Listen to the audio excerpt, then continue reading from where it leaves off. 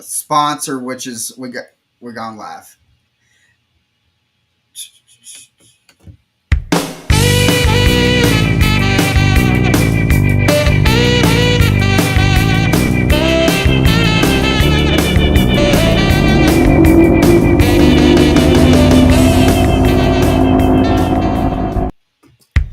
What's up, guys? What is up?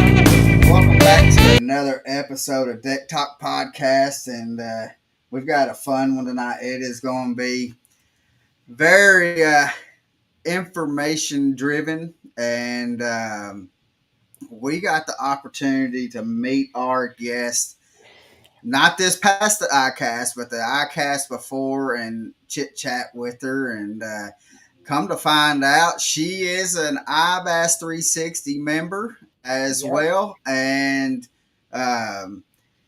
so we're going to talk a little bit about that, but we've got some other questions and stuff that we are wanting to ask her. But again, guys, you remember it is a interactive podcast, so if you have any questions, which I'm sure you're going to have questions, especially on some of the topics and stuff that we have, guys. But with that being said, I am Colin Burnett. That's right, Colin, and I am Norman Lee. You know what, Colin? We have something pretty special happening right now, and we're about to make the big announcement. Okay, guys, the wait is over. It is finally here. The Deck Talk Podcast merch is now available to order, from stylish tees and hoodies to sunburst fishing towels, beanies, and tumblers, constructed from the highest quality materials. They are made to last and look attractive. Join the Deck Talk Podcast team by sporting our merch. Go to www.flotg.com and simply scroll down to Deck Talk Podcast, then click the link. Taxes and shipping is included on each purchase. Man, you know what, Colin? That's some exciting stuff right now. Yeah. We've been waiting a long time to get our merch out, and we're gonna have more coming as well. But anyway, you were spot on, Colin, with tonight's guest, and we have been looking forward to this show for a while. But anyway, we got a lot to talk about, so let's get right into it and try to give this lady the proper introduction that she so well deserves. Okay, here we go. In 2009, our guest tonight started an evolution for women in the sport of bass fishing, as Real Girls Fish was branded with shirts, jewelry, and accessories centered around lady anglers. Real Girls Fish has been featured in many major events, including the Bassmaster Classic, the Forest Wood Cup, and at ICAST. 2023 was the inaugural season of the East Texas Lady Anglers, a tournament trail founded to help women anglers gain experience while being in a competitive and friendly environment.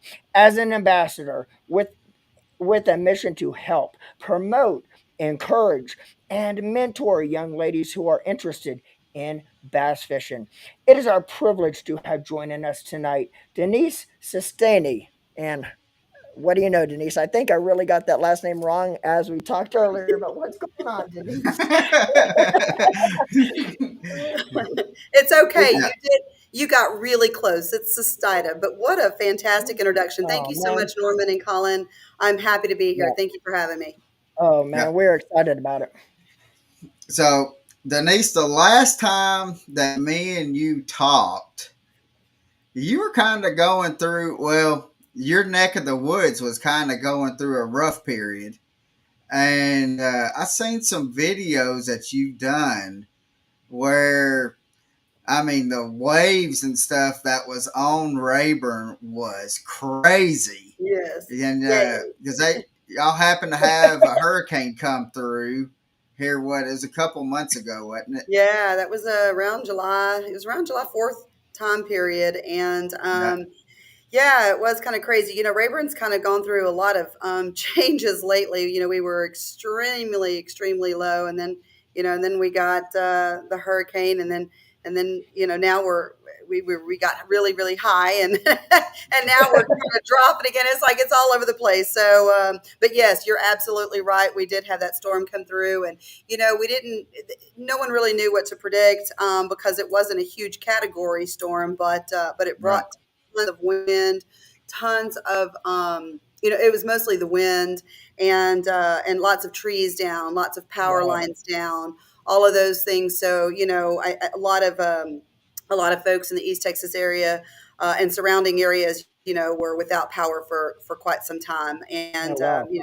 we were some of those that fortunately we didn't have any damage personally, but lots of people did around us. So Oh yeah. man. Yeah. And I mean, because I was watching those videos and stuff that you was posting on Facebook. I mean, and they're I guarantee you those are like 6, 7 footers at least that you had on Rayburn. I mean, because that wind was just howling, and I mean, no, there was no bank that was safe on during that time. Oh, It was absolutely not. No, it was actually kind of funny. I went down there on purpose because we were right there on a deck, just kind of watching the storm come in, and she had a generator, and so we were, just kind of sitting there, just I mean, you could feel it. It was really, the winds were great and everything, but looking at it and what we were feeling and what, if you videotape from where we were sitting, it did no justice until I went down there and really got yeah. the wind and you could really see the waves and how the wind was pushing me. And I mean, that was not staged. That was for real. And I was like, I have to get down there so that people can see what's really going on here. Cause from up here, it just looks like a beautiful day and Oh, everything. wow. Right. Yes. After a storm like that on Rayburn, how long does it actually take with all that storm surge and everything pounding away? How long does it take really for things to get back to normal, and the fishing to get back to normal up there? Yeah, it just depends. Unfortunately, the marina that where I live nearby, lots of damage was done as far as the marina itself and boat stalls and boats themselves and things like that. But fishing itself, again, I just kind of go back to the whole scenario of how unstable it has been lately. We went from extremely low water to extremely high. We went from one end to the other, and then had the storm in between. So it's just been crazy. They've also on Rayburn have been doing some work on the dam, which is one of the reasons. Not only was it the summertime normal low pool, but they've been doing some work on the dam as well, and so that's also been a factor in the low waters. And so it's just been very sporadic this year for Rayburn. And Yeah. so yeah, I wouldn't say anything's been really normal for a while. So So on Rayburn, do they like? Because here on in Chattanooga, like on Chickamauga, Nickajack, the TVA system and stuff like that, which I mean it includes a bunch: Watts Bar, Chickamauga, Nickajack, Gunnersville, and so on. During the winter, we drop, or not we, they drop the water down, and during the summer they'll raise it back up. Does Rayburn have something like? Do they do that during the summer and winter? Do they drop it and raise it during that time? yeah, I don't think that it's something that's done like intentionally, on an annual basis. I mean, I think it's more just, weather driven kind of thing. Uh, you know, but not necessarily. I mean, obviously we're a reservoir and we don't have, Right, the river system that some of these, other river systems that, where they actually fluctuate the water right, level. And I would say no, probably not as much Yeah. on Rayburn. So. Yeah, I was going to right, say for some place like Rayburn in Texas, where they draw ours, like Chickamauga, Nickajack, they draw ours down during the wintertime because of the runoff and everything from the mountains with the snow and everything. I would yeah, think Rayburn, like Texas area reservoir, is very similar to like Florida, like Okeechobee and the lakes around Okeechobee, especially the bigger bodies of water. They'll actually draw them down in the summertime because of the hurricane season, where Texas, is subject to hurricanes coming from the Gulf. So I would think Mhm. that our Texas area probably would be the complete opposite of like us here, and would draw them down more so for the summertime versus In the the wintertime. summertime. Yeah, Yeah, yeah, yeah, yeah. yeah. yeah. So we have a question already on Facebook that says, "Is with you living on Rayburn, is your biggest bass from Rayburn or another lake? It is actually from Rayburn, yes. Yes, I caught that fish. In fact, it's probably the fish that started me tournament bass fishing because it was a local tournament years ago, and she had literally just spawned, and I mean her belly was just so flabby and still just really you could tell she had just spawned. And I happened to be fishing a tournament, and she was right at 9 pounds, and they said Wow. had she not just spawned that she'd have probably been about 11. So, Really? Wow. yeah, You're like, if I could have caught her a day early. exactly, exactly. And and it's crazy because I'm still chasing that double digit, even though I live on Rayburn. I'm still chasing that double digit, but yes, she did come from Rayburn, and I was fortunate enough to be in a tournament, and so it was a day I'll never forget. So, Yeah. No, that's awesome. And I'll let you know, and which Norman can attest to. He's got, with being down from Central Florida, he's got multiple double digits. uh, But that first double digits is something. It's like a big old weight that just lifted off your shoulders. yeah. I mean, because I've been hunting the double digits, and we've gone to ICAST the past 3 4 years, and every time we go down there, we'll go fish Lake Placid, Sebring, and then go down to the Everglades and stuff. And Norman's always like, "We'll get you double digit. We'll get you double digits." Well, after the first time that we went, I think the biggest bass that I caught in down there was what, Norman, about seven and a Yeah, half was the yeah. biggest that I caught. Similar runner. And But your it, first year, the first bite you ever had, the first year we went oh down yeah, there that together, was probably your biggest opportunity. You yeah. missed it, but she's probably close. But and then we got back, and then probably about a month later, I went to another lake. The first time I ever went to fish this lake, and I was throwing a Demiki vault, and I had my dad with me, and I was filming, and I had my best three fish that I had caught was over 21 pounds. Nice. And my dad, I hooked one that was over 10, and my dad went to go net it, which everybody's heard this story. He went to go net it, and the fish decided it was wanting to go up underneath the boat. Well, he just seen that it was starting to dig, so he went down Stabbed at it. and hit. All you heard was the aluminum around the net hitting the Demiki vault, and then the Demiki vault go zing. And And and and so and those of you that don't know what a Demiki vault is a very small blade bait, and it has two very, very small treble hooks on it. So when you hook a fish that big, like Colin, I think his biggest that day was like you had two close, very close to 8, and then I think one was about 6 or something like that, somewhere in I that had neighborhood. I had 1 9 Yeah, and one a hair under 8, and yeah. another one that was right at 7. But when you hook a fish that big on a Demiki vault that's that small and has that small of treble hooks, and the first time you see it, your heart jumps to your throat because you know what you have her hooked on, and you're like, "Oh, Oh please, Lord." no. Yeah.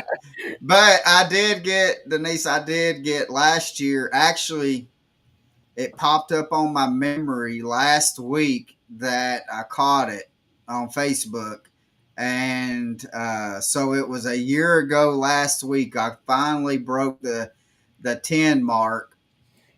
And you still want to, every time I go out there, I'm like, I Oh, still want a 10. yeah, yeah, And And so, congratulations. Yeah, that's awesome. I mean, but everybody wants to hit that double digit, and Texas has a share linker program, and they've changed the rules a little bit the past couple of years, where it used to be a 12 plus, and now they have categories, and so I think that for a lot of Texans that bass fish, that's also another big yeah, bucket list. If you can get a share linker, man, that's saying something. yeah. So.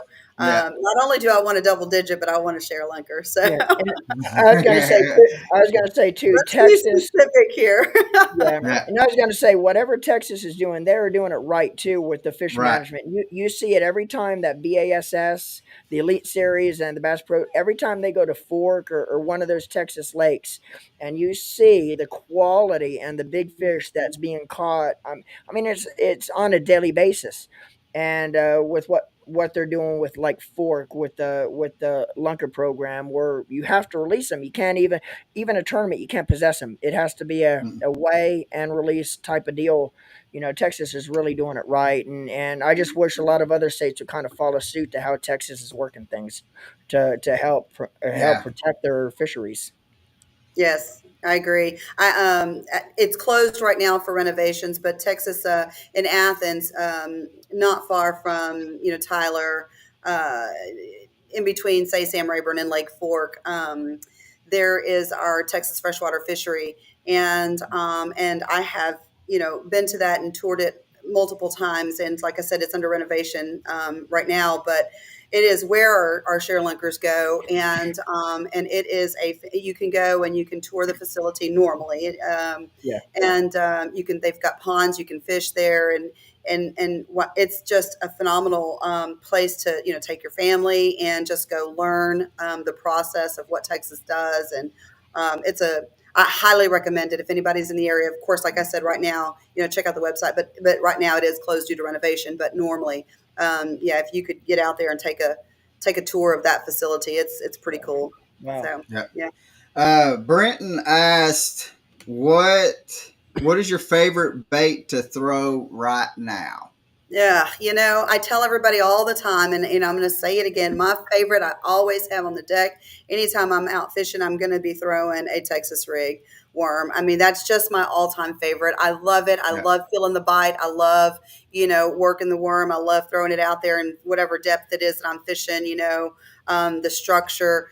Yeah, I feel in the bite, all of that stuff. But I mean, just like any other angler, conditions. It just depends on the conditions and where you are and Yeah. what you're doing. Of course, Yeah. summertime, as if there's some early in the morning or whatever. If there's a frog bite's always fun.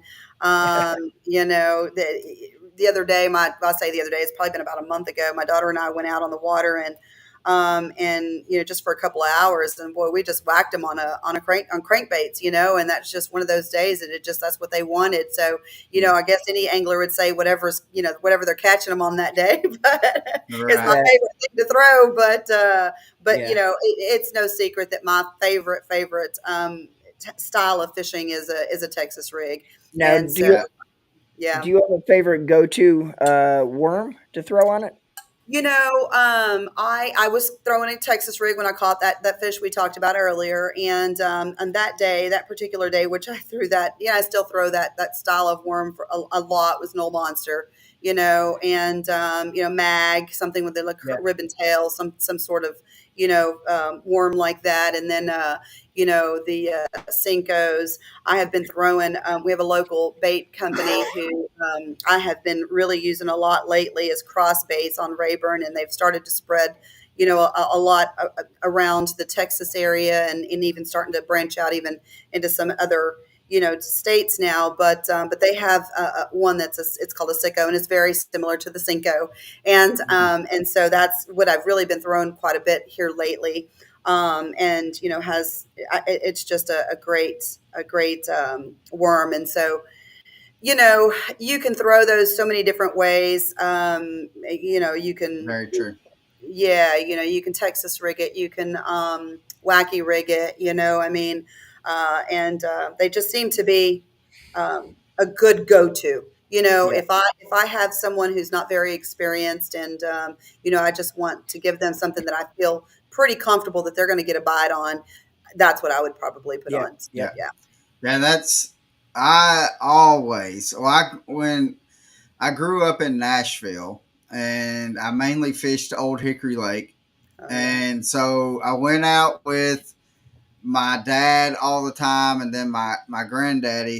He had a boat and stuff, but he always, his mentality of fishing was we catch and we eat. So his mentality was, let's catch fish that we're going to eat. So we done a lot of crappie, bluegill. We caught a Catching bunch of fly. catfish, and I finally talked him in to. I think when I was like 9 or 10, talked to him. I was like, because I watched the classic, and it was right after Iconelli won, and I was like, I want to bass fish, and so we started bass fishing and stuff, and that's what I mean, for the longest time, I thought that's how you caught fish was on a Texas rig. That's Yeah.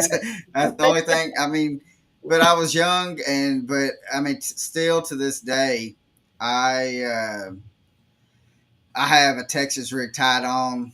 It's on the boat. I mean, it's on the deck of my boat all the time. I mean, because you don't ever know, you might come up down. There's been times where I've been throwing a micro jig and I've come across this downfall, and I'm like, "Oop, Texas rig," and Yeah. flip it over there to it, and Yep. next thing you know, I'm pulling out a 4 or 5. So I Sure. mean, it. But But you're right though, Denise, with that with the Cinco.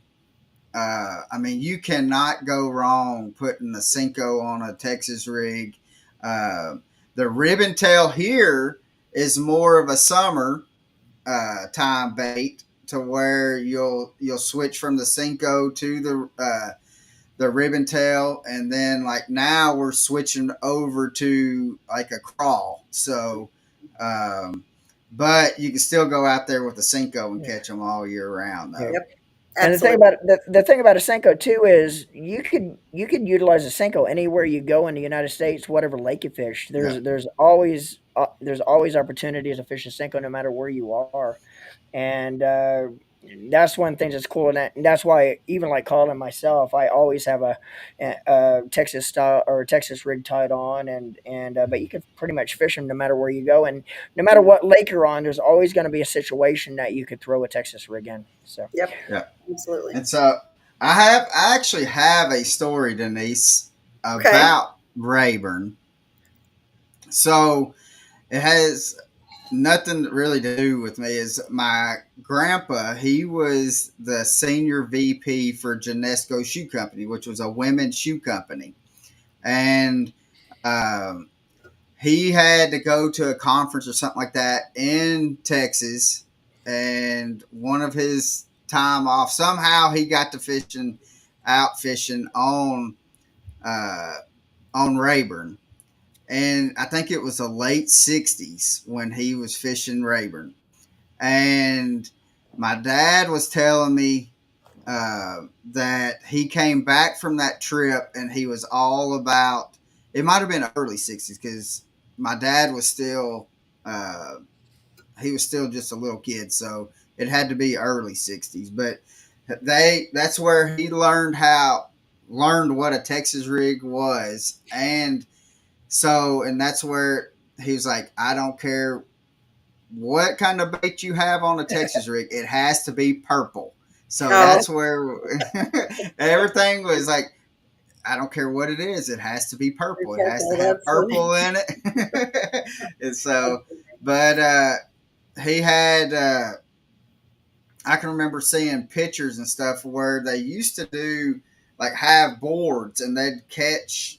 I mean, back then they were still 7, 8 pounders, and they'd hang them up on the board, and they'd show. That's how they would show their fish off, was on a board, Yeah. Well, that and has to have been, if it was, well, I want to say Rayburn was built in 65, so it must have been it mid might have been 60s. mid That '60s. was, Then, yeah, yeah, that was the early Rayburn days for sure. I mean, the yeah, lake was Yeah, still probably fairly new then at the time.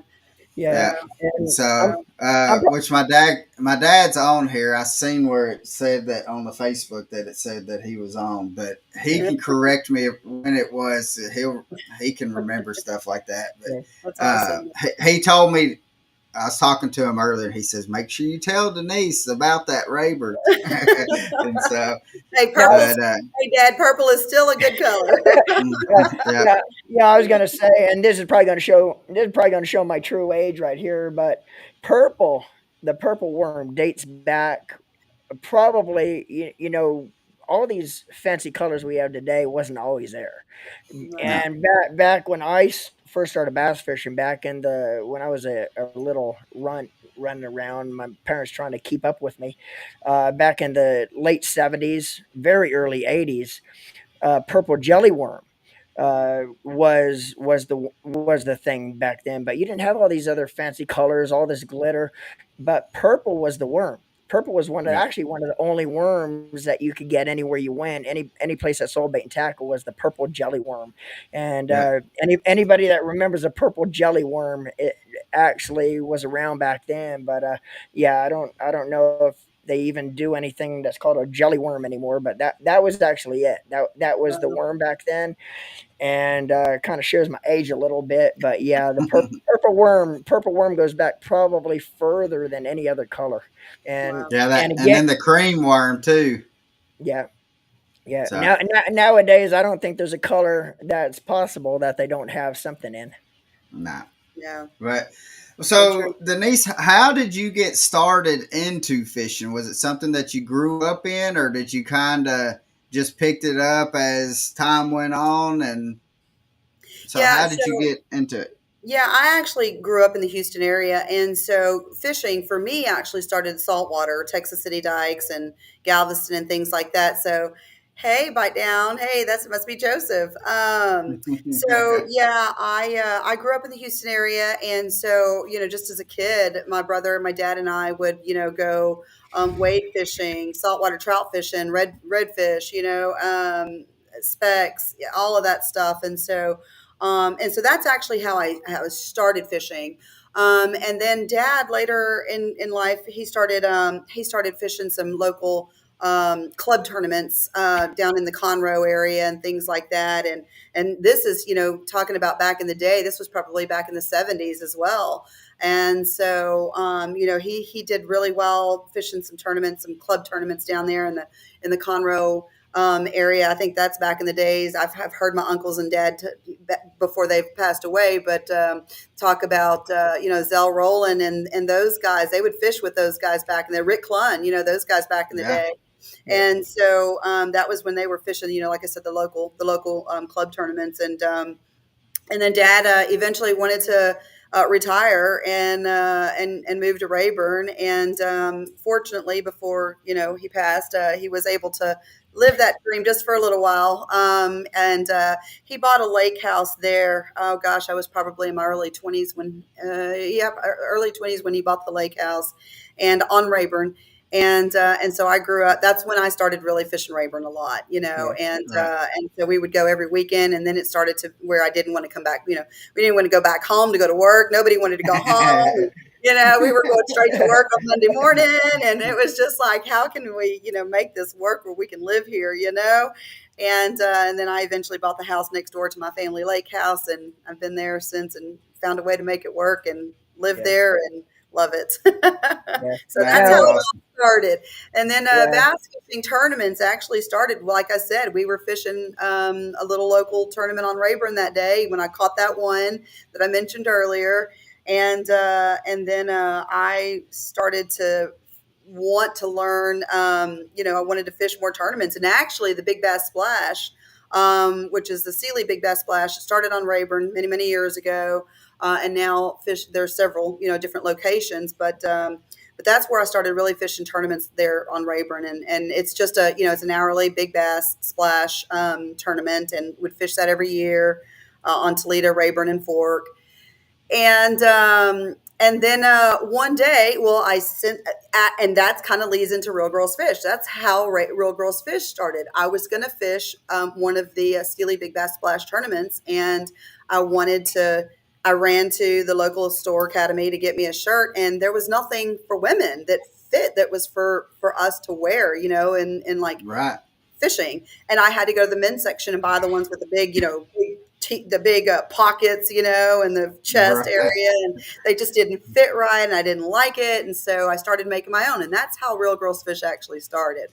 Uh, That is awesome. That's yeah, cool. so I started making hats and shirts, and the Sealy Big Bass Splash allowed me to set my booth up at their tournaments, and that's really where it started. So it kind of led Wow. led into the other. And then I was set up at the Bassmaster Classic one day with my Real Girls Fish booth, and a girl from the LBA tournament came up to my booth and said, "Why aren't you fishing LBAA?" Well, I didn't know about LBAA, and that's how that started. So Yeah. It's kind of funny how just little things lead it's into crazy. bigger things and the opportunity. Just you taking advantage and taking that step out has led you Yeah. into all the different things that you've been able to accomplish and be able to travel around fishing and doing stuff like that.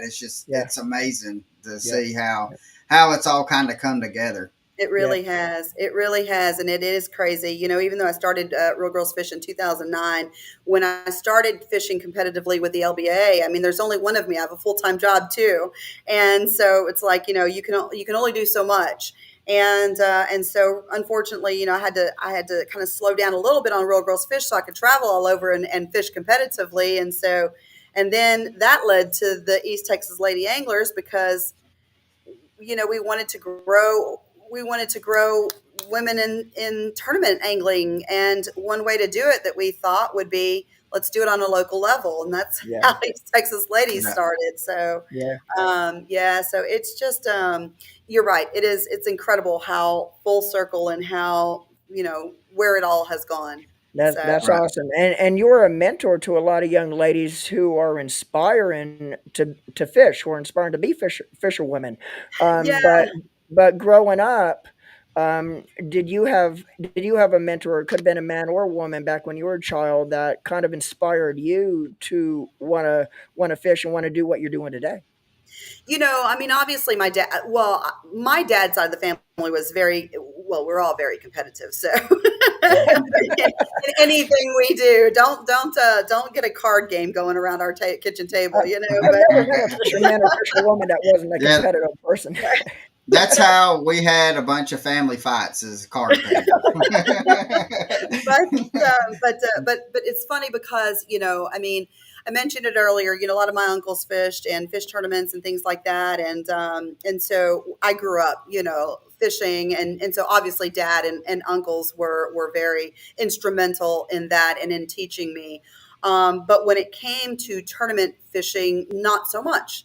Unfortunately, my dad and my brother passed away at a very young age, both unexpectedly, and so I when it was Deb Warner who walked up to my booth at the Bassmaster Classic and asked me why I wasn't fishing LBAA. I was like, first off, I had never heard of it, and second of all, I don't think I'm good enough to fish, that type of tournament trail. And it was very intimidating. I didn't think that I could do it. And that year, it happened to be starting in Dallas, which was there in Texas.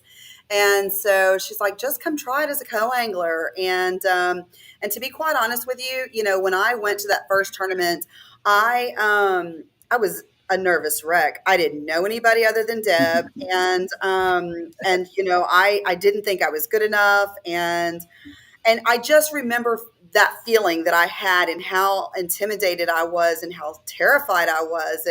And then, once I went from the co-angler, I learned, so to answer your question, I learned so much from the ladies of the LBAA as far as tournament angling, just from being a co-angler. I mean, honestly, they are Yeah. so willing to help you. They were mentoring me and didn't even know they were mentoring me. Let's put it that Right. way. And so I give so much credit seriously there. And it just goes back to the way I remember feeling that I always wanted to be able to give back because I remembered how I felt. And I wanted people to know that that's normal, that Yeah. it's normal to feel that way. And we've all been there. And the only thing that's holding you back is yourself. Get out there and just try it. There's people willing to help you. And, whether you have someone at home to help you or not, there are so many Yeah. different groups now, which leads kind of into, all the other things that are going on these days with women in angling. It's crazy how things are just progressing. And I'm so happy to see it. Yeah. Now, do Yeah. you think because we've all got mutual friends with Lori and Beth with Two Chicks in the Boat. Um, and we've been able to the past 2 years to be able to when they come to Chickamauga to kind of see how they run them and help them out and stuff like that. And one thing that I really have to commend them about, and you kind of hit on the subject too, is how willingly they are to like regurgitate information and help Yes. other anglers because it's fishing is a familyhood and it's a community and stuff like that. And so, but there's times like I've fished and Norman's fished in tournaments to where the people we've gone out and if something was to happen to you, they're just like, "Shh, I mean, you're on your own." But I mean, here uh, this year they were on Chick and they had a lady that her batteries died, and uh, I mean they were it was halfway through the day, and people came and boats were coming to help her. They stopped what they were doing, Yeah. and ended up going and helping the lady out and stuff. But I have seen with that community that they were just more willing to help, give advice, and it's not that they are wanting if you fish tournaments before or not. They don't care. They would rather prefer you not to fish tournaments before to where you can enjoy that atmosphere and so um, with that being said, do you think with having those other little tournament series for women that's dedicated for women, is that one thing that you think that has really exploded the women in bass fishing or fishing in general? I don't know that I would say that it is what made it explode, but I would say it definitely helps. And I feel Right. like that is one of the reasons why we are doing it. I mean, there are Yeah. now several trails out there, that have gone more on a regional or local level for that reason. Not everybody can afford, to travel across the United States. We as ambassadors in the sport who are as passionate about it as we are, we want to do whatever we can to help grow it. And Right. and so with that being said, there are those of us who have started, our own trails like East Texas Lady Anglers. There's, two chicks in a boat. The Women's Bass Tour that, they were tri-state, Texas, Yeah. Louisiana, Mississippi. I mean, there's several of them out there. I think that even Fork may have a small one too that just stays there on Fork. But my point for saying that is there are different options now where there weren't really Yes. before. Well, I can't say that either. Back in the day, there were. I mean, so you had the lady Bass and Gals back in the day, and those, but again, I think it just goes back to the passion and to wanting to continue to do whatever it is we can to grow this, the sport, women in Right. the sport, because that's the only way it's going to grow. And I feel like there has been so much push lately that now we're really starting to maybe see a difference. You're right that I've been to ICAST for the past 2 years, and we've participated, several of us ladies that are very passionate about this push. We're at a social the night one of the evenings, and I mean the room was full. I would guess there were probably over 100 ladies in that room, Yeah. and then in the morning the next day at 6 o'clock in the morning we're up and we are there in the convention center, sitting at the table ready to do a breakfast. And the breakfast is a lot of information on like the fishing community, the Recreational Boating and Fishing Foundation. I mean, this is a nationwide foundation and organization. And it's interesting because they're giving you the stats. They're telling you, what the growth looks like, Right. and what they're seeing. And it's interesting to see those numbers. I have said them before, and I actually took a screenshot so I could say it again. This year alone, at that breakfast that the Recreational Boating and Fishing Foundation, they said that in 2023 alone, additional revenue to our industry from women was $1.63 billion. Um, Wow. yeah, women went fishing in 2023. 21.3 million women went fishing in 2023, and it's the highest number on record. So that goes That to is show awesome. Awesome. you that the growth is there, and I'm excited to see those that are paying attention and now trying to assist in that growth. I was so excited this year to see a woman on the humongous poster boards at ICAST. I don't think they've ever had a woman on the poster boards Mm-mm. before, so that was really cool to see. And then to this whole push with BASS and the Bassmaster, Yeah. that's super Yeah. Yeah.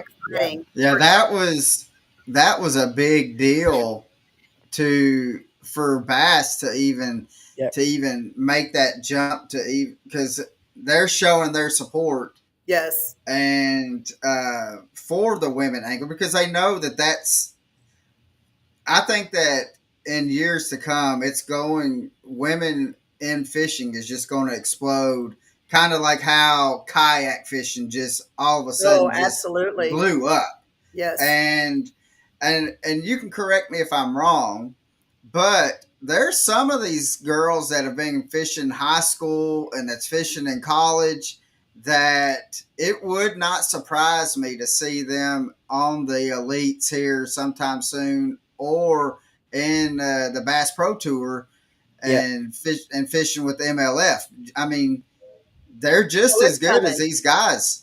Yeah. Yeah. Oh, it's coming. I 100% agree. And I don't know if you guys have seen, but the just recent announcement with Toyota partnering with three of those ladies Yeah. Anastasia,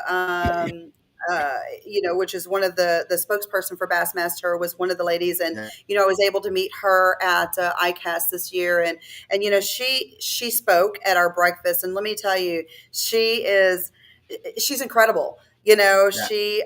She has been fishing for most of her life, and her story. I loved hearing her story, and I think it's interesting because a lot of people think, oh, because we're women, and oh, now we're getting these sponsorships and things like that. People are starting to recognize, or oh, just because they're a woman. No, Mm. these women, us women, a lot of us women, we put in the work, if not as much or more than Yeah. some men I think out it there. has to be harder for women to get sponsorships really than the guys. Oh, And absolutely. just because people's mindset is well fishing's a guy's sport. And it's Well, not.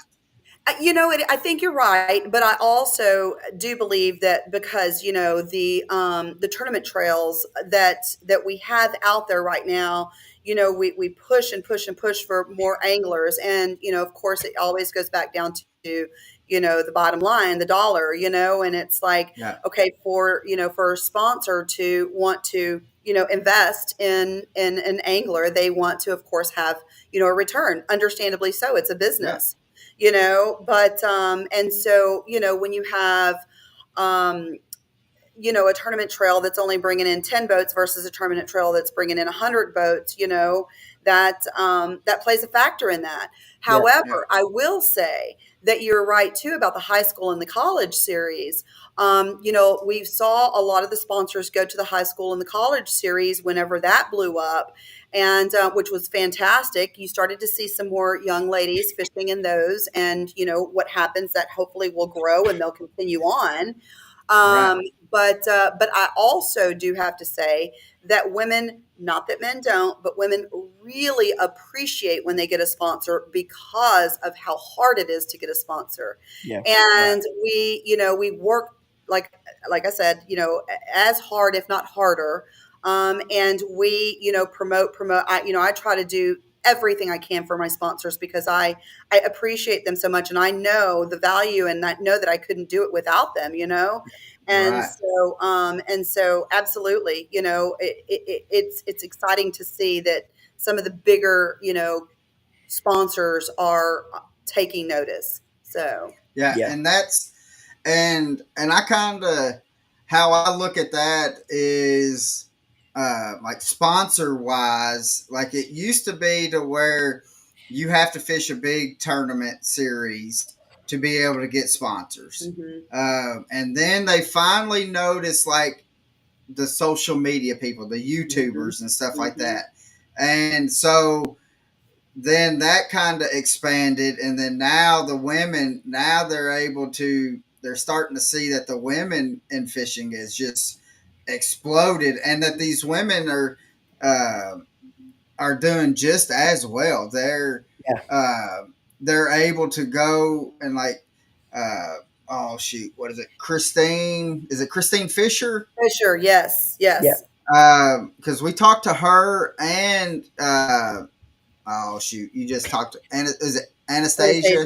Anastasia. Uh huh. We talked to them at the classic this year, and it's they're able to do just like what we do: show product, talk about the product. They're well Sure. informed, and they're able to sell a product without being half naked on a Yeah. on a video. And Yes. that's what and I think that's kind of where like sponsorship has kind of was lenient at first about giving women, because all you seen, that's especially on any kind of TikTok or anything like that, is people, the women that have the big following, they're half naked on the thing, and Yeah. that's all the people. And so they're not really fishing; they're just showing their self half naked. And then when you actually have women like y'all that are actually out there fishing, catching fish, and you can talk about,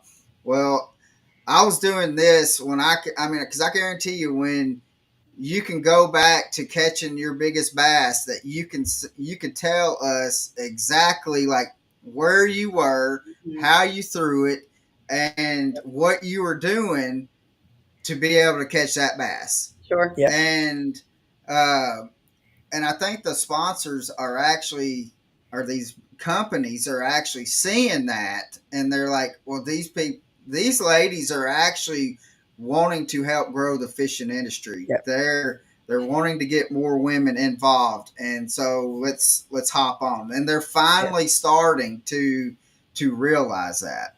Yeah. Yes. Yeah, I agree. And you said it earlier, Christine Fisher. I think it was earlier today or yesterday. She posted, a post about, the thank you to Toyota for including her in that group as well. And I have not. I don't think I've met Christine Fisher in person. And if I did at ICAST, it was just very briefly. It was we've met so many Right. people so quick, but I I read her story and was, just blown away. I mean, again, she's just one of those that just she's worked so hard and so deserving of it. Yeah. And it just, you read the comments on some of those things where people are like, oh, she just got it because she's a woman. And Nah. it's so upsetting because you don't understand the work that we put in it just like everybody else. Yeah. And when you talk about the girls with the, bikinis or the whatever, and that, that aren't really putting the work in out there, Mm-mm. it's sad. It's sad for especially It is. us, those of us that are really, ambassadors in the sport, like I mentioned before, and really passionate about growing it. And Yeah. unfortunately, sometimes that sets us back a little bit, and people don't take us serious, and that's the unfortunate part. Yeah. Right. So Colin and Norman, I'm going to stay on, but I'm going to move my computer and come over here Okay. because my computer is telling me it's about to die, and we don't want that to happen. Uh, you're So let good. me You're plug it up. good. All right. So, all right, we're good. Okay. Um, a question is, what can we do as a fishing community to be able to give more awareness to women fishing series? I think just spread the word. If you know of any of these groups or trails or whatever, just spread the word. Yeah, Let all your women friends know. Share if are part of any of those groups on Facebook. Share, share, share. I guess it just depends on how much you want to help. Support them. If you're in a Yeah, position to sponsor them. If you are a podcaster like you guys, I mean, this is so important. These things, you don't know how much I appreciate being able to do this, because this is all part of it. Spreading yeah, the word. If they're podcasters, continue to invite women to talk about it. If you are in a position to um, you know uh, whatever it is on social media, do it. I think it's yeah, just a part of just being a part of it, and yeah, helping it grow in that sense. So yeah. absolutely. yeah, yeah. Yeah, because like guys, when we first met Denise, again, it was 2 years ago. Actually, we were on the docks Oh yeah. and we were filming uh, some of the people that were with IBAS, and I didn't even know that you were with IBAS at first. But what caught my eye is you were uh, you were putting the fish into y'all's bag, and they were fishing on Toledo, and I mean, Toho. in On Toho, Yeah. Lake Sorry, Toho. sorry, Yeah, in Florida. and uh, and you was just pulling out these big old bass, and I'm like, I gotta talk to her. I mean, and then because I think we had on IBAS shirts, and then that's how we ended up talking about it. It was with IBAS and stuff, um, but it was just what I really enjoy, because I don't care who it is. If somebody wants to sit and talk about fishing, and I'll talk fishing with them. Like I was out at the ramp the other day, and I had my boat ready, and I had this gentleman come up, and I talked to them for 45 minutes. I missed the early bite, and because somebody was wanting to talk about, we got talking about fishing, then got talking about forward facing sonar, and then filming and all this and that. And my dad's over there, just usually it's my dad that has, we have to pull him away from people. And but that's how we met with Denise, was just at Toho, That's right. and we just started chit chatting, and then the next thing we know is we're all part of iBass 360, and then we met up later on in iCast, and um, but I think, to me, like the one of the reasons why Norman and I wanted to have you on, Denise, is one, when you talk to people, and especially in a field that you enjoy and that you know, and you talk to them and they can respond back to you, and be able to understand what you're saying, and it's just so enjoyable, male or female, it doesn't matter. And uh, and I just enjoy talking to you. I mean, Okay. because we're from two totally different parts of the world, and we love the same thing. We love going after green big fish. So Absolutely. um, but we also want to see bass fishing grow Mhm. with if it's with kids or if it's with women or males or anything like that. We don't care. We just want to see it grow, because there Yeah, is uh, opportunity for bass fishing to grow. You don't have to go and do all the tournaments and stuff Right. like that to be able to enjoy it.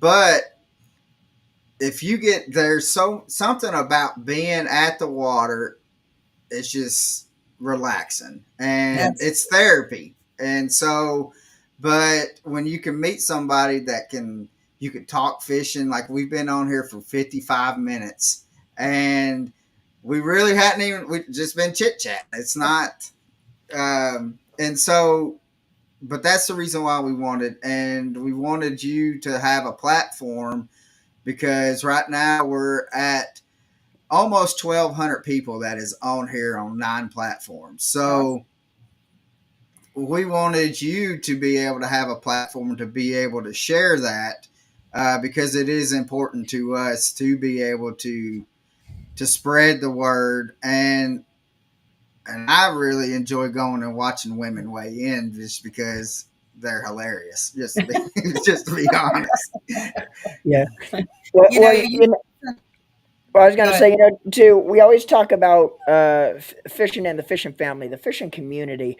And that's one of the cool things about being a fishing, whether you're a man in the sport or a woman in the sport, or a child or a kid in the sport that loves fishing, that's inspiring to be a fisherman or a fisherwoman. We all share one common denominator. We all love the sport. We all love outdoors. We all love to be able to pull back on a green and brown one. And that's what's so great about our sport is it is a family. It is a family. Whether you're a man, woman in the sport, and that's one of the cool things. We could all get together and basically talk fishing. And like talking to you, Denise, it is a fishing family. And and and again, we all share one common denominator. We all love the sport. Like Colin's saying, we get on the podcast and we have a whole hour elapse in time, and it just seems like we've been talking for 20 minutes because we love what we do. You love what you do, and we're talking about something we all enjoy to do. We all enjoy getting out on the water and just sharing that one common goal that everybody has that loves the sport. Whether you're a fisherwoman or a fisherman, we all love to fish, and we love to share our stories too. So, and that's one of the cool things about having someone like you on as well is that you are just so inspiring to listen to because you are a very well educated when it comes to the sport, and you have a lot to offer as well, whether it's to us where we can learn a lot off you, or women watching. No matter what, you have a lot to offer to the sport. So that's another cool thing about and again, it's all about learning too. I don't know any angler, and if you say you don't, you need to give it up because I don't know any angler, no matter what level you fish at, that doesn't have your ears and eyes open when you go to the ramp, trying to pick up little Yeah, techniques from others that you could gain some information on, just to help you be able to improve your game on the water. So, and listening to you, it kind of all rolls around. Very knowledgeable, but it's just fun to be able to sit back and talk. And again, it all rolls back to we all have one common thing. We all love the sport of fishing. We all love to talk about fishing. We all love talking fishing. That's right. yeah, You said that earlier, and I never claim to know it all. I don't. And in fact, I'm complete opposite. I always worry that I don't have enough to offer, and yeah, so I feel, but I also go back to what I mentioned earlier about knowing how I felt the first time or the first Yeah, few times and how intimidated and terrified I was against these ladies that I just thought the world of and thought they yeah, were, there's no way I could compete against this level of angler, these level, of lady anglers. And so that's where I think the passion comes from for me, because I want to help as many people as I can to overcome that fear and to just know that yeah, it's okay to go out there and go fishing. I'm always learning. yeah. Even today, I want to continue learning as much as I can. yeah, Everything I've done has been self-taught. I have, for the most part, other than when I was a kid with my dad, but most of it has all been self-taught, and I work my tail off before I go to a tournament. I'm doing the research before I get to the water, and then of course once you get to the water is a whole nother portion, and it's like yeah, you work hard because it's your passion. And so with that being said, that's why I also decided 2 years ago, this will be my third, to be a high school boat captain. And so I wanted to give back, and I wanted to teach whatever it was that I could, to whatever anglers that they gave me. And my Yeah. gosh, was that so rewarding. I had a blast. I've enjoyed it so much. They don't know how much I got out of it. I mean, Right. I absolutely loved it. And which is what inspired me to go to the Texas Parks and Wildlife Department and get certified to do angling courses through the Texas Parks and Oh, Wildlife. nice. So yeah, so Great. I'm now certified and am going to try to find time to start doing some courses.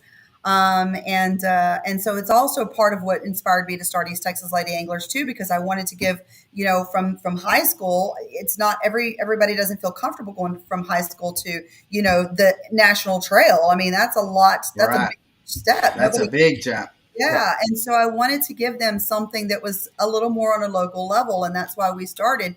And we just go back and forth between Rayburn and Toledo Bend, and those are huge lakes, and there's people, Yeah. I mean, that's Louisiana and Texas. I mean, and so if anybody is in the area and interested in fishing with us, I thought, well, and it's not as big of a stage. They can come, have the camaraderie, learn, have fun, and then if they want to go to the national level, go to the national level. Yeah. Right. But that's what started that as well. So Yeah. yeah, Well, that's one thing that I want everybody to, if you can find a local women's trail that is around you, male, female, or whatever, go to the weigh ins. I mean, because these ladies, they're serious about fishing. yes, But when it comes, there's something different. They're having fun. It doesn't, it, I don't want to say they don't care if they win or lose, because they do. They're out there to win. But from what I've seen going to weigh-ins for like a women trail and stuff like that, they're just as happy for somebody else to Yeah. win as they are for themselves to win. And us as males, we can learn a lot from that, because I know when I was fishing tournaments and stuff, I mean, it was all serious. Like, we wouldn't talk to nobody at the weigh-ins because we're like, oh, we're better. Or you hear, I lost a big one, or I lost one at the boat, or I tried to boat flip a 5-pounder and it came off. You hear a lot of the excuses, but at the women's, it's more of less they just enjoying the time out there. They're having fun, and but they're competing yeah. just as hard as what we are. I hear that all the time, Colin. People tell us that all the time when they come to our way, and they're like, "Y'all, the camaraderie is just different. It's It just different." is. And you're absolutely right. We are the best of friends off the water. I mean, seriously, Yeah. most of us all stay at the same, host hotel or marina or whatever, and we grill together, we eat together, we share stories together. But when they start calling boat numbers, it's on, It's on. The lights are on. It's time to perform. Yeah. Yeah. So, So my dad says, Denise, thank you for your time. Do you find that there are more interest in taking care of the water we fish and teaching sportsmanships while we are out there? Oh, for sure. I know anyone that I've ever met in the tournament trails, in the women tournament trails I'm speaking of. I've fished some opens as well, and so I speak for both. But for the most part, the women trails that I've fished, conservation is so important.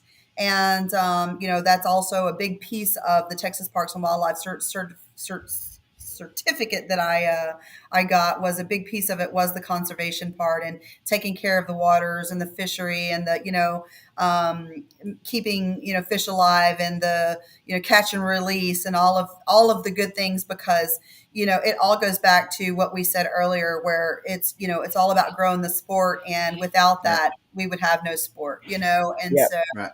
yeah, it's not only mentoring the young, anglers out there, but it's also teaching the importance of Yeah. the conservation, and that part is very important as well, for sure. Yeah. Yeah. Yeah.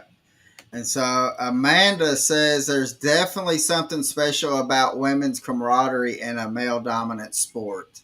Yes. So it is. And I mean, even if you do not fish tournaments, but you like to go see some big fish, and it might not be a fishery that has that 6, 7, 8 pounders or whatever, but these women are bringing in some good bags, no matter where they're at, Yeah.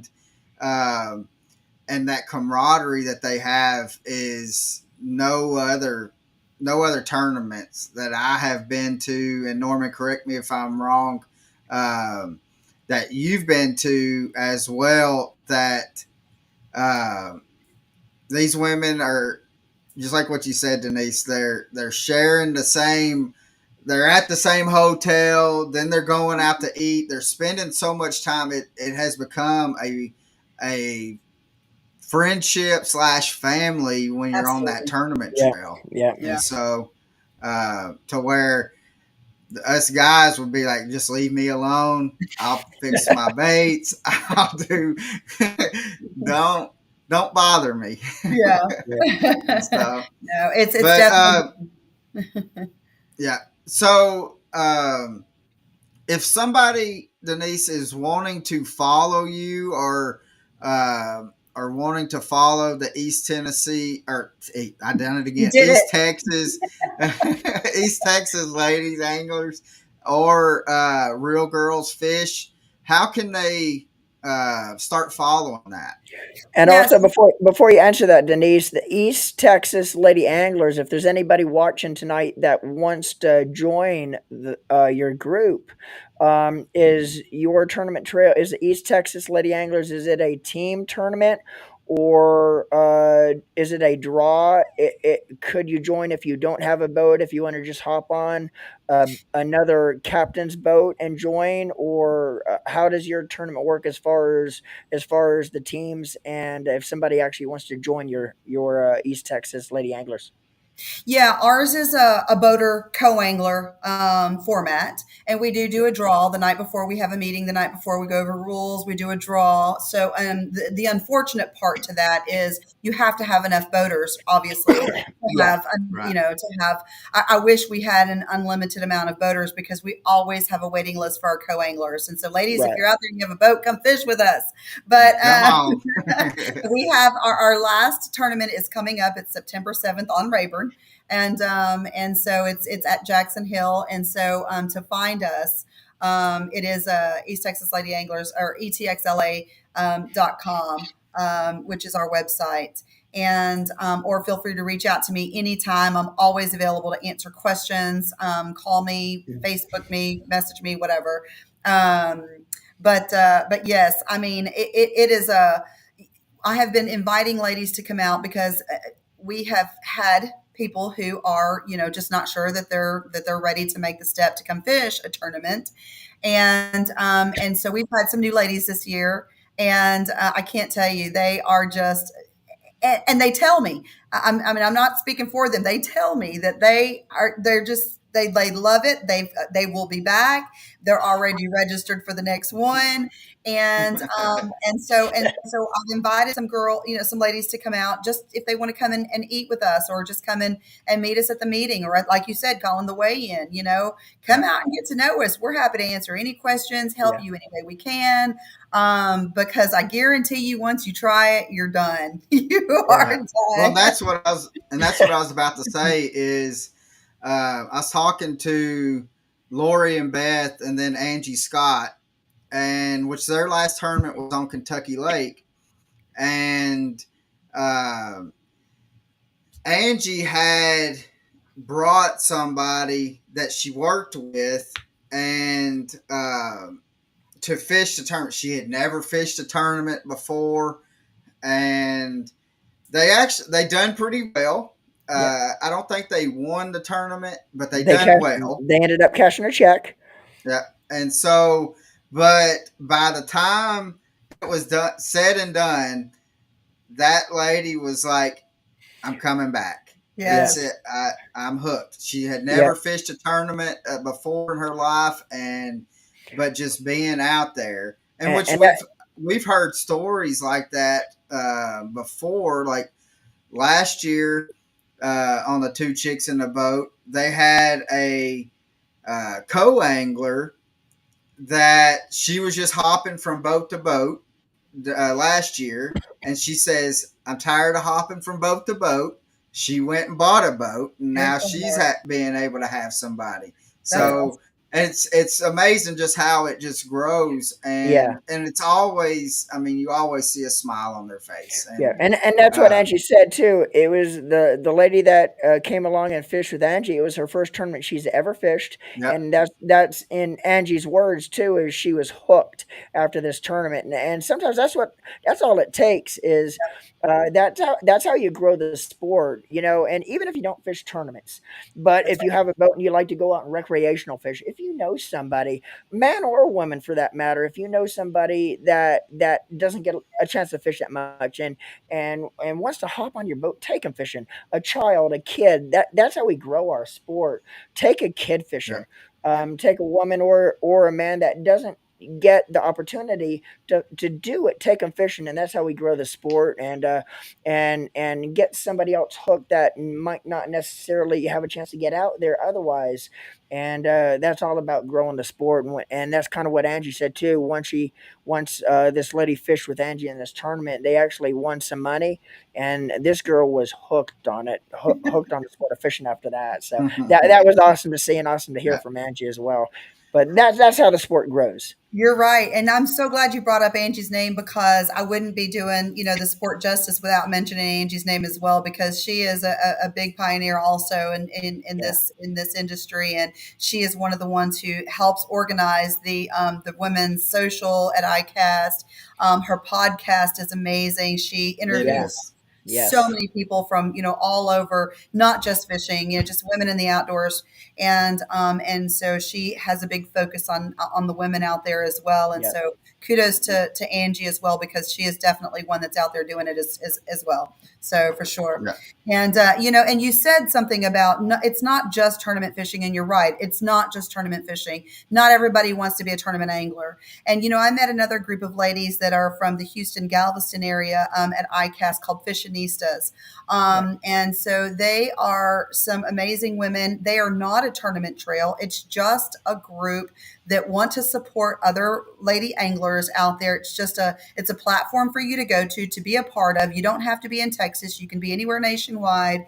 And they congregate virtually. They congregate socially, and it's just a place to talk shop, yeah, and I love those ladies. Like I said, I met them, in Orlando at ICAST, and we've become really good friends. And they're not all tournament anglers. They just love fishing, so you don't have to be a tournament angler. no, So yeah, so there are groups, ladies. If you're out there and you just want to become part of a group, and you don't necessarily want to tournament fish, or not sure if you want to tournament fish, there are groups out there. And like both Norman and Lise and Colin said, we are friends. They're from the other side of the United States. Well, not the other side, but we're yeah, long ways away from one another. But I have met people all over the United States. So feel free to reach out to me. I'm happy to point you, to anywhere. I have friends now that are anglers all over the United States. yeah, So, in both freshwater and saltwater. So I'm happy to help if you have any questions or want to reach out. So yeah. absolutely.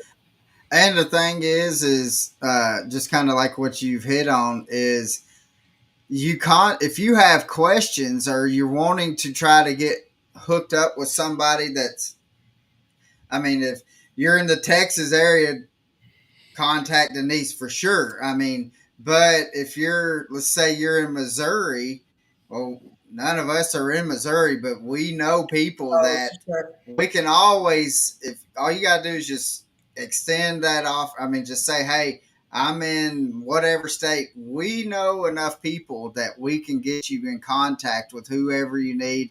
And we know enough people that all we have to do is just make a phone call uh, and then you're going out fishing with them. And that's all it really takes. So don't be bashful about it. And if you feel like you don't know enough, the only thing you got to do is just ask questions, because yeah, that's 9 times out of 10, especially if you're just chit chatting with somebody about fishing, they're going to tell you stuff that you just got to be willing to listen to what they have to say, and Yeah. you can find out a lot of information. Maybe learn how to do a different technique, a different way, maybe how they're catching fish uh, and stuff like that. It's but just reach out, and we are more than welcome and to help anybody that's out there because again we're wanting to grow this sport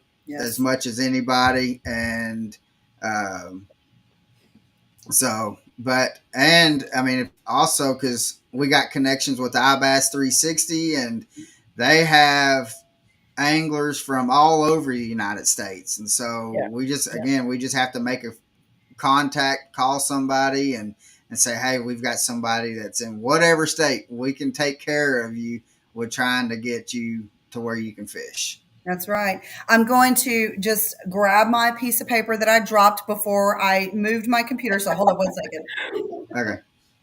Okay. So, All right, because I wouldn't be yeah, doing any justice if we didn't talk about the people like iBass 360 and Rob and yeah, Eric and all of those guys. And yeah, I mean, we talked about sponsors earlier, and I cannot thank iBass 360 enough for all that they have done for us because they Yeah. too have really, really made a big effort through the years in promoting us women and supporting us Yeah. women. yeah. And we really, really appreciate them. Again, it kind of goes back to if it wasn't for them, I wouldn't have met you guys. So, Right. so yep, absolutely. But Uh, oh, sorry. We had Brent and I said, come on up to Minnesota for some smallmouth fishing. oh, I would love to do that. He, he's offered that the past 2 weeks, and he's going to have somebody knocking on his door here pretty soon if he keeps on saying that. I was gonna Just say don't. all Brent needs to do is keep mentioning it, and me and Colin's Oh, gonna show up at his doorstep. Somebody's going to be yeah, there. yeah. That's So, right. but That's right. um, now, well, speaking, I didn't mean to cut you off, That's Denise, okay. but can you let's give you a little time to be able to talk about your sponsors and stuff. The people that is, I mean, because fishing tournaments, especially like the LBAA and stuff like that. I mean, and going and the travel expense, it is expensive. Um, so, can you talk about your sponsors that helps you to be able to go and travel to fish and uh, just so people can maybe if they don't know about them, maybe they can look into them. Yeah, absolutely. I mentioned iBass 360. They are a promotional company, social, commercial. Rob also owns a bait shop up north and Yeah. down in Pennsylvania. Or, F- yeah, Well, it's Pennsylvania, a Pennsylvania, New Jersey New Jersey Sport, state area. sport, line. Yeah. He's yeah, sport fishing outlet. yeah, Yes, Sport sport Fishing fishing. Outlet. And so I again want to thank those guys for all their support through the years. Livingston Lures has supported me. I was actually the first woman pro staffer for Lures 10 years ago. Awesome, awesome. So Yeah, yeah, I'm very proud of that. They have supported me and followed me through a decade now, and so very very proud of that. The Yamamotos have supported us. Especially through the LBAA, big sponsors, and now through East Texas Lady Anglers, and we lost Beverly this just recently, right. and Beginning of the summer. today happens to be her birthday. So happy heavenly birthday, Uh, Beverly, today. Yes. Happy birthday. Yeah, we really appreciate the Yamamotos and their support. And then this year we had a really big sponsor too, which was Ridgel Septic, which is Pam Ridgel and her husband's company, and they are one of our top sponsors and sponsored a big bass guaranteed payout for East Texas Lady Anglers. And so I'm kind of going back and forth between me personally and East Texas Lady Anglers because Right. I appreciate them, no matter But where right. they're from us. So Yeah, exactly. yeah, and then Real Graphics and Sports Threads, they do, all my graphics. They did my boat wrap. They do my jerseys, and all of our T-shirts and everything for East Texas Lady Anglers too. So those are my top sponsors that I really, really, just want to say a big shout out. We've got so many product sponsors too that, I'd be here, just all night talking about all of them. But Yeah, we yeah, really, really appreciate everything that we get and those people that support us. We want to support them for sure. Yep. Yeah. Um, and just I want to say too, real quick, Real Girls Fish. We started out talking about that, and I mentioned, it kind of taken kind of a back seat there for a while I was tournament fishing, and here lately I've really pushed it again because after going to ICAST, for the past several years, I just got so motivated again to, and it was important for me to continue, Real Girls Fish. And so I finally, my hard headed self finally realized that there's not enough of me to try to do everything. So I just brought on a partner with Real Girls Fish, who's going to be Nice. kind of in the background, helping with all of the website, new product, all of those Awesome. things. And she is in the process right now of revamping the website and putting new products up there. This is one of the new shirts. I just want to say, because I'm really proud of it, and it's one of my favorites. It's really comfy and yeah, all that good stuff. Had to do the push on the new shirt. So, but this is going to be on the website soon with a lot of other That new. is awesome. Yeah, so I'm really excited about what Real Girls Fish has to come in the near future because we got a lot of new things in the works there too. And then, of course, I think I mentioned everything about East Texas Lady Anglers. Our last tournament. Oh, let me just say real quick, our last tournament is next weekend. However, one thing that's really excited about that is we partner with the LBAA. So our top finisher of the year qualifies to go fish the LBA Classic. Oh, that is awesome. Wow.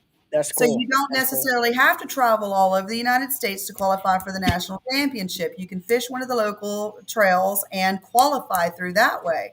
And so one thing that's really exciting this year is it's going to be interesting. So this next tournament is going to determine who is going to be going to the LBA's That's classic. cool. And That's That awesome. is awesome. yeah, so we're real excited right now. We have one of our new ladies who's fished with us this year, Sue Crochet. She's leading right now, and I think she's just going to be hard to beat. I'm going to tell you, I think she's going to be the one going to the LBA Classic Awesome. because she did so well earlier in the season. But we're not going to announce anything till it's done. We got to tally points, we got to catch fish, and make sure that. And then the other thing that's exciting too is on the co-angler side, some of these co-anglers, like last year, my daughter happened to qualify. She had never fished a tournament trail in her life, and she qualified to go fish the LBAA That's Classic. cool. That's So there cool. That you is go. awesome. Yeah, so There's and that door just, I mean, with doing that, then that door just opens, gives them that little. I mean, because I mean that's a big stage to be able to go and be able to fish against. I wouldn't say better.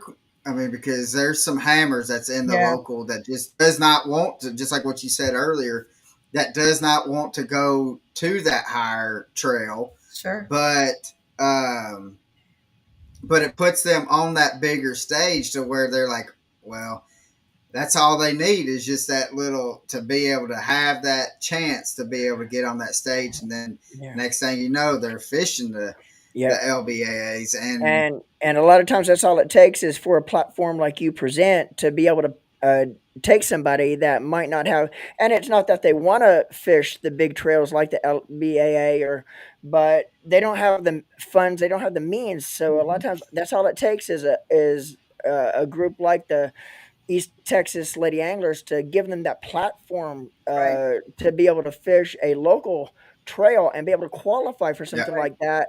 And once they get that platform, then things could open up for them. And So that's exactly why we you're did giving it. them the platform to do it. Yep, yeah. that's right. So So, Chris has a question that says, besides Rayburn, what is your favorite lake to fish? oh gosh, that's a tough one.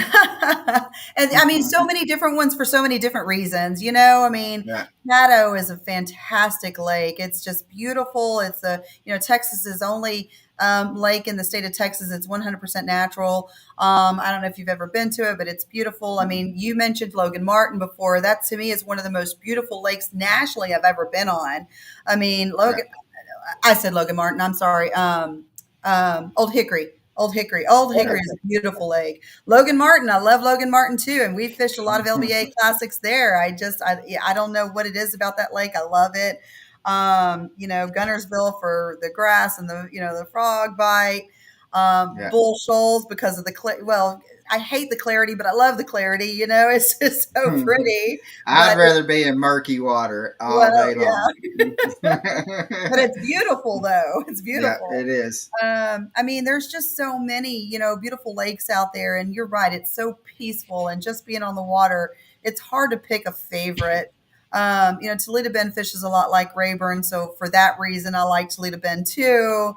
But I mean, there's just so many, but those are just some to name a few. But Yeah. yeah, so So, well, we've had you on here for almost an hour and a half, Denise, and okay, but I mean, we still have 1,100 people on here, so. all right. But I'm surprised Colin so made it an hour and a half without talking about how hungry he is. I I'm telling you, fat boy gets hungry, but time flies though when you're talking about fishing and enjoying Yes, the Yeah, company that you're with. So, yeah. um, is there a lake, Denise, that you have on your bucket list that you would want to fish? Oh, it kind of goes back to again different ones for different reasons. Yeah. I fished an open a couple of years ago, and my boater I went as a co-angler was a guide on Falcon, and he and I talked that whole day about Falcon and Amistad, and the quality of fish that come out of there, and how if you want to go get a double digit, you talk about Texas fish, but man, down there, I mean, those are some. Oh, and then OH Ivy's been on fire Yeah, lately. wow. That's it and has. that's not that far, so I need to make a trip down there because that has definitely become a bucket list now for me. Yeah, I fish fork, on occasion, and that's another one that you can, at any time you could pull in a double digit, and yeah, it's a slot lake. It can be tough. It's a love it or hate it kind of lake. But these Texas lakes are hard to beat when it comes to fun big fish. Yeah. So yeah. there's several of them out there. Speaking of Lake Fork, I do want to say something too. I talked about the Sealy Big Bass Splash. We lost Bob Sealy this year as well, Mm. and so that was a big loss to the Texas community and surrounding fishing community in general. But the next tournament that they have it's coming up. It's September, like the 21st and 22nd on Fork, and so that's going to be a special tournament. And so, ladies, I encourage you to get out there and fish.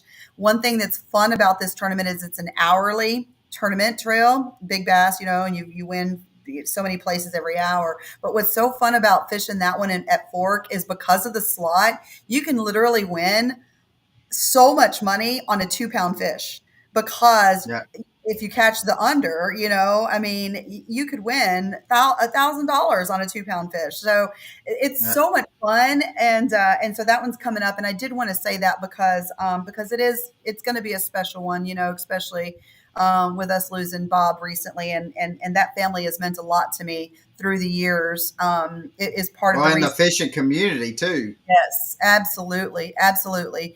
Nicole and Chris and Miss Donna, they were at ICAST too, and I saw them as well. And so I just wanted to mention that too because I would love to see more women out there fishing that, and Yeah. that's a perfect one for them to fish. So Oh, yeah, Yeah. and it's Oh, in yeah. and that kind of tournament format plays more in effect that it doesn't. I mean, fishing, no matter what, which we talked about this before we came on. Fishing is probably the most level field sport that is out there because fish doesn't care if you're a male, if you're a female, if you're young, you're old. All they care about is what they're eating. And yep, if you put that bait right in front of them, and they're going to eat it. So they don't care if you're male, female, old, young, or whatever. So that format, though, fits a lot of people to where, because Norman fished here this past year, Bill Dance does one, the Big Bass Splash here, and Norman fished in it, and he done fairly decent. Won some money off of it, and which there's he fished with Jerry and Hunter Brousseau, Hmm. and Hunter won. He was the first fish to weigh in, and he won the juniors as I think he's 12 now, but Yeah. he won it, and The overall for the the 2 days. overall, the very first fish that was weighed Oh, in, wow. he won the whole thing, and I mean, he came out with some change too. Yeah. So, Yeah, that's so but fun. but yeah, is Amanda? I take it Amanda is related to you. Oh, is it Sustaita? That's my sister. Hey, Amanda. She said, Colin was probably afraid to say the last name too. "Oh, I would have butchered it." I mean, I'm not too prideful to tell you I would have butchered it. She said it's enjoyable listening to y'all. You're making me want to try fishing more. So you definitely need to. Yes. so, but so I think that she said, "Hey," and so but I think with doing like what Norman and I do with filming and out on the water and stuff, I think I would hate to fish and film in Texas all the time. Just for the fact, and when you said OH Ivy, this kind of brought me to this. What kind of brought it back up for me was Ben Milliken. When was it? A year and a half Yeah. ago when Almost 2 years.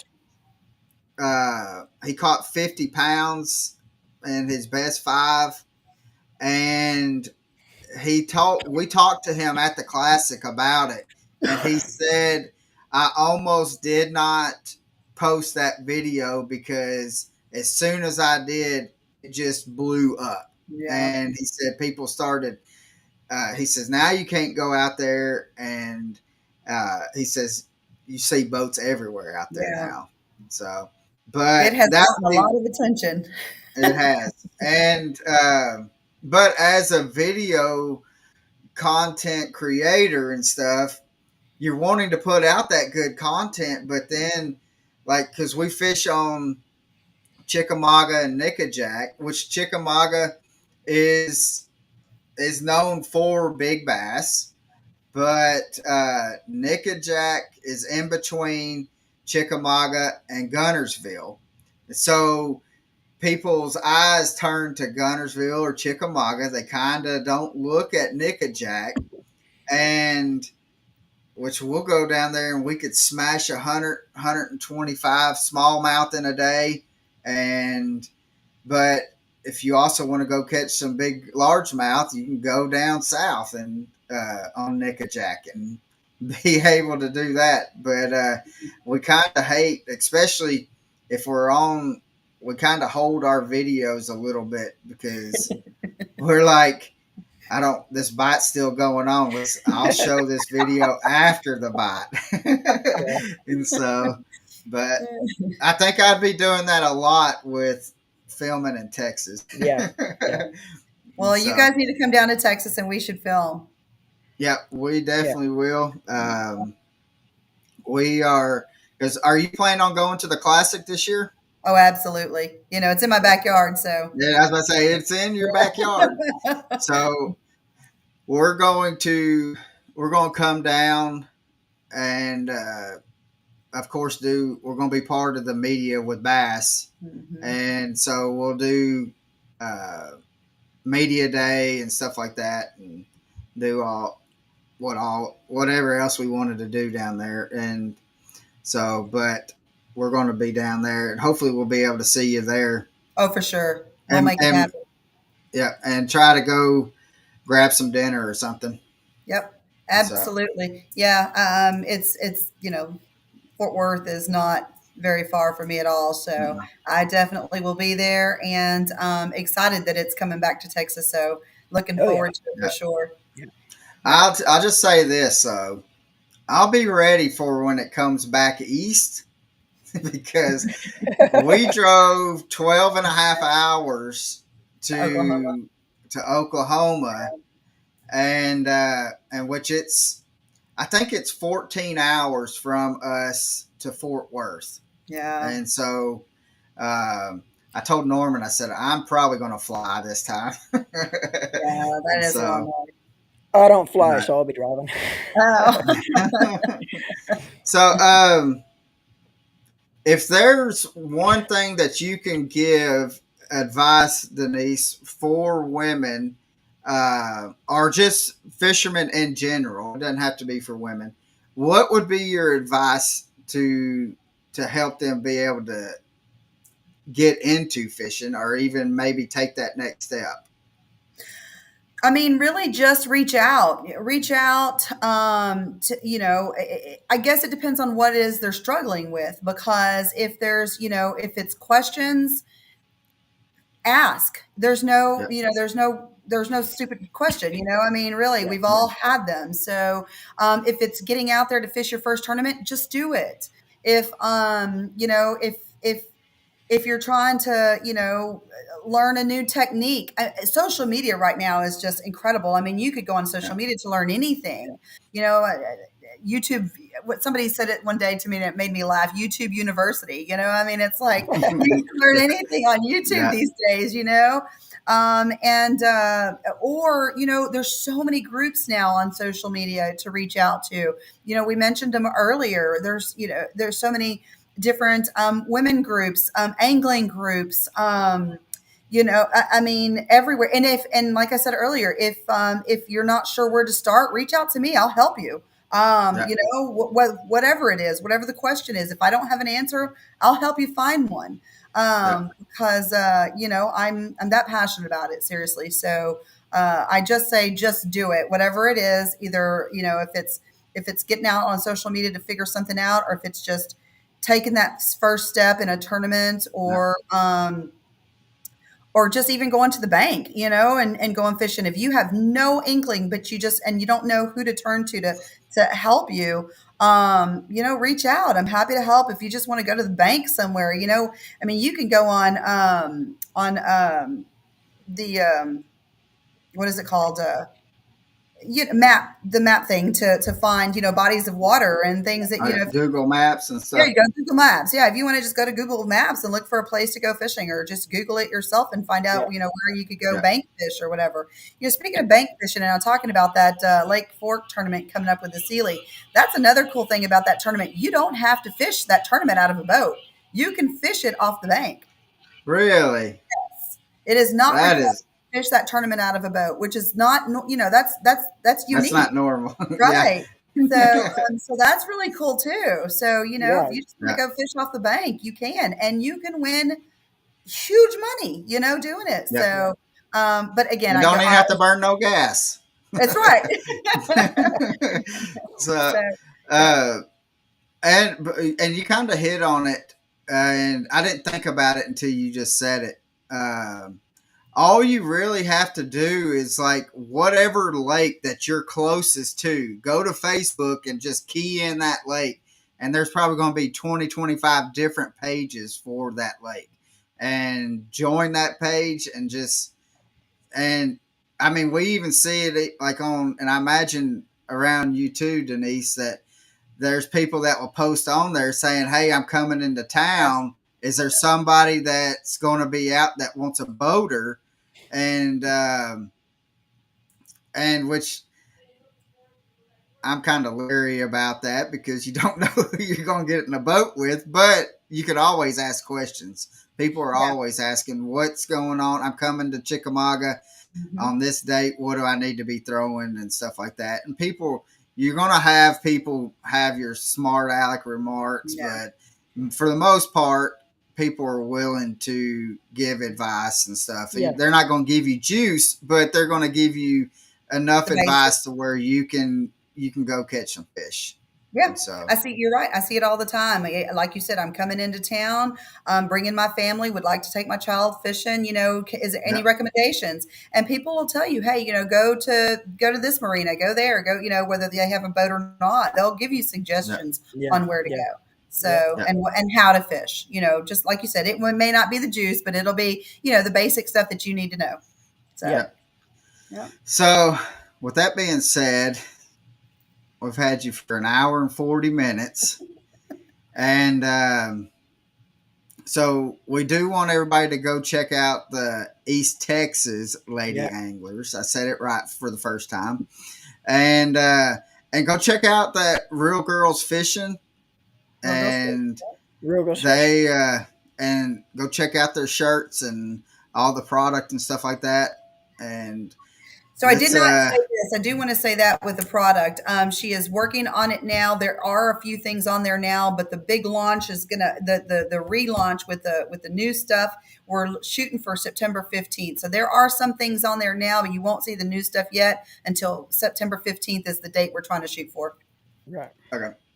So, but with that being said, Norman, can you, since we're talking about merch and all that, can you go back over our new what we've got going on again for the people that may not have caught it at the beginning? Exactly, Colin. And got we finally got our merch up and going. Of course, we actually have more that's actually going to be coming out. But guys, go check out the Deck Talk podcast merch. It's now available to order. We have tees and hoodies, sunbuffs, fishing towels, beanies, tumblers, and we got more coming out that's not out yet.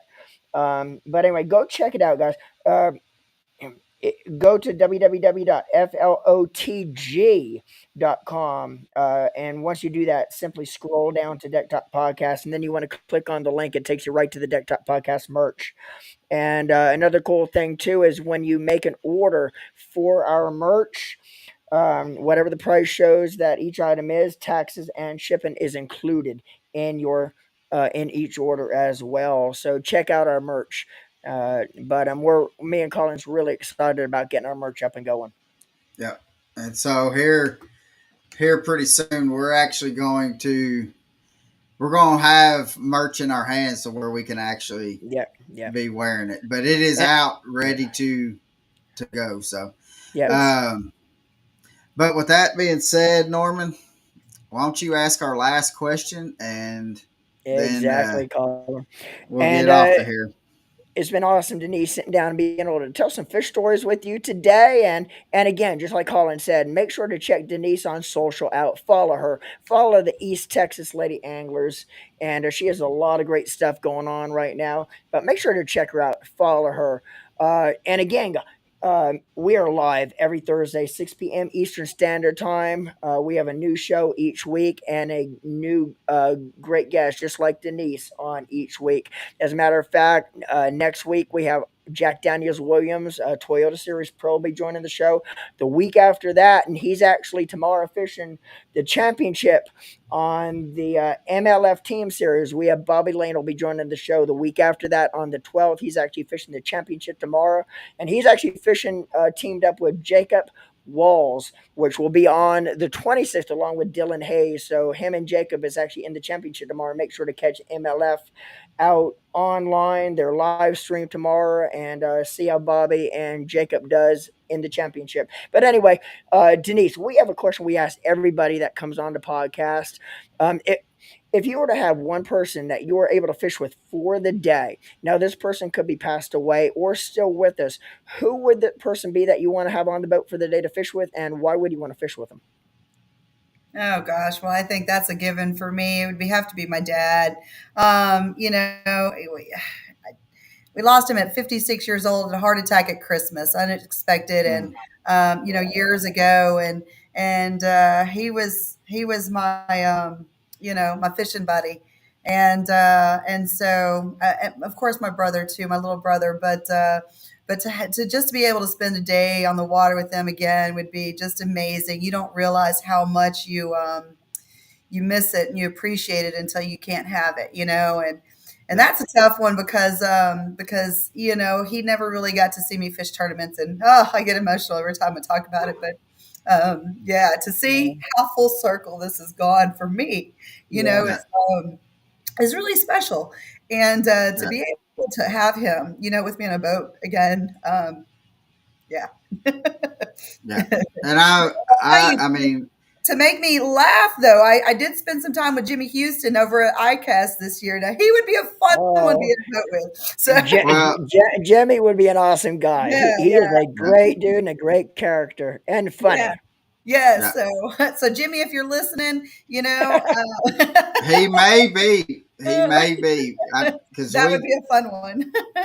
uh, So, yeah, yeah, and I tell you, there's uh, when like going into iCast and Jimmy can be on the other side of the room, in which that place is humongous. But he's got that laugh. Everybody knows when he gets to laughing that Jimmy is in the house. Yep. So, yes, Yep. he's a lot of fun. but yeah. So with that being said, guys, thank you for watching. Go follow Denise and Yeah. East Texas Lady Anglers and the Real Girls Fishing, and go support them. And thank you for watching. And Denise, thank you so much for coming on. Thank you, And Denise. Had we're fun. gonna have to Great. have you come on again.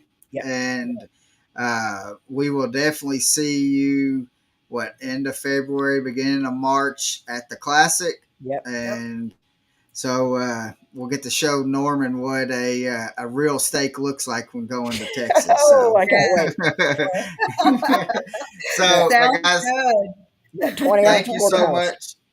Yeah, Yeah. Thank y'all thank for you so having much. me. Thank you again. And anytime, I'm happy to come on and chit chat with you guys and talk Yeah. fishing. And yes, we will see you for sure at the Classic. Yep. Yep. Denise, So thank you. guys, hope you live the passion, and we want to see you out on the water, guys. Always. Yep. Live the Bye. passion, guys.